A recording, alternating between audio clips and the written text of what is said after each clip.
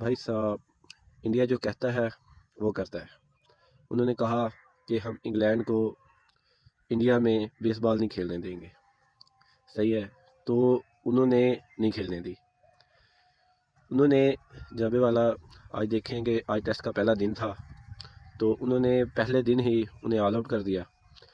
अब देखें कि उन्होंने ना बड़ी कोशिश की इंग्लैंड वालों ने कि हम बेसबॉल खेलें।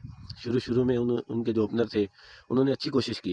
उन्होंने तकरीबन 11 ओवरों में 55 रन बनाए और लग रहा था कि वो यानी कि अपनी जो गेम है, जो तेज़ खेलने वाली गेम है, वो उसको बरकरार रखेंगे। लेकिन ऐसा नहीं हुआ। इंडिया ने कहा ना, इंडिया में ऐसा नहीं हम आपको करने देंगे। तकरीबन 55 रन पे उनकी पहली विकेट गिरी।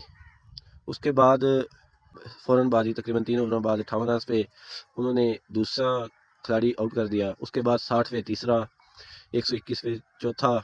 इन ये तकरीबन ब्रिस्टो और जो है रूट में थोड़ी सी 50 रन की पार्टनरशिप हुई। इन्होंने जो इंग्लैंड को थोड़ा सा सहारा दिया।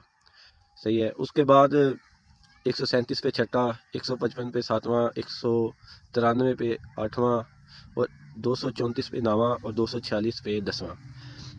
तो देखें कि एक के बाद एक विकेट, एक के बाद एक विकेट, 8-9 ओवर जो है वो करवाए हैं फास्ट से। उसके बाद उन्होंने स्पिनर्स को बॉलिंग दे दी है और तकरीबन 64 में से 52 ओवर जो है वो इन्होंने नहीं करवाए हैं, स्पिनर्स नहीं करवाए हैं। सिर्फ 12 ओवर जो थे वो इन्होंने फास्ट से करवाए हैं, जिनमें से 8 ओवर उन्होंने बुमराह से करवाए हैं।